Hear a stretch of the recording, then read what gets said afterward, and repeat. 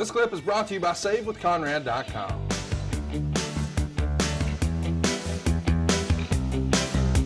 Earl Hebner. Mr. Crockett, I'm sure you've got a lot of details that may be a little fuzzy. Goodness, 35 years later, who wouldn't? But I am curious, on a night like this, is this something where you guys would have figured payoffs that night, or would you have done it a week later, a month later, something like that? No. We do it. All right. The show happens. We end up doing it Monday. Okay. Yeah. The Monday after the show, it's done, and might be done Sunday, just depending on when this was. Right. We usually get everything ready and pay them, that week, during that week afterwards.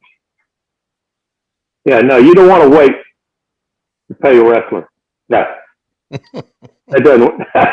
No, that doesn't work. No. It's just not right. Really. Right. Sure. I get that. Because then the rumors start, well, they got to screw us, and, they got to short our pay, and it's just, nah.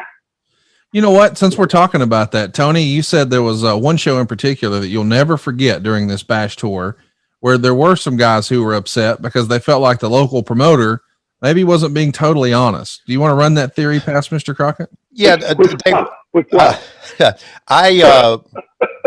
was the first one is Philadelphia and Veterans Stadium.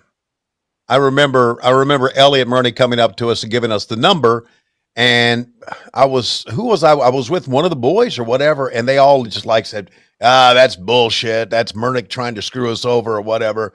And I just wrote that off to the boys always bitching about payoffs, because they always did.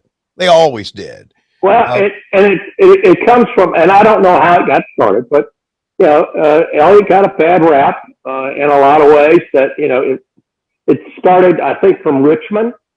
That Elliot would take the building count, and we eventually found out that the building was cheating us. Oh, we grabbed the ticket stubs and actually counted ticket stubs. Okay, and they were double selling tickets. And then when computers came in, another building manager would take the tickets and say, well, those seats aren't any good, but he'd end up selling them. So you're looking at, and let's say it says 12,000 seats, but he took 2,000 seats out, so you only have 10,000 seats, but the place is full. And so, and we got pretty good, because I could walk in a house and tell me ticket prices, and I could come within $200 of the house. Right. Wow. My dad was right on about it. Yeah. I bet he was. You know what? Forever, building managers were really something to deal with. I know that. Now, you mentioned Jim Oshis, who was a building manager there. Of course, Jim went on to work for us in WCW years down the road. He was really a friend of the company's. Yes. As a matter of fact, he went on to work the Olympics. He was with the Olympics looking at different sites, and once they chose a site, he would go and just sort of live there and work for them. Right. He was a good man. Yeah, he was. Yeah, he was definitely our friend. Yeah, he was definitely our friend. I've told the story before, David, but you'll like this story. When we were all working for Turner, he had a meeting. I don't know if it was building managers from the Georgia area or they all came to Atlanta or something. And we all had, he had worked out to where Dusty Rhodes would come and address this group.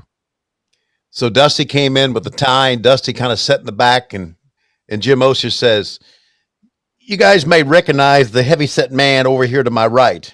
And that pissed Dusty off so much. Dusty said, that motherfucker called me a heavyset man. Heavyset man.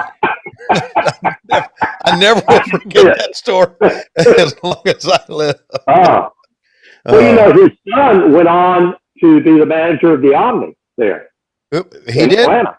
Yeah. Oh, okay. Yeah, his son did. Yeah. Oh, his son. Okay, very cool. Yeah, I didn't know that. Yeah. Well, Sam was going for a bulldog there, but Mr. Electricity pulls him off, and now he has his feet on the ropes, and by God, he's going to win it. Steve Regal. Mr. Electricity winning our first match here of many matches, and what should be a great card here. Hey, it's Conrad Thompson. Thanks for checking out the podcast here on YouTube. Be sure to hit the subscribe button and the notifications bell so you get a notice anytime we upload some new content. And go save yourself some money right now. If you're in a 30-year loan or you have credit card debt, it's not a matter of if I can save you money. It's a matter of how much. Find out right now for free at SaveWithConrad.com.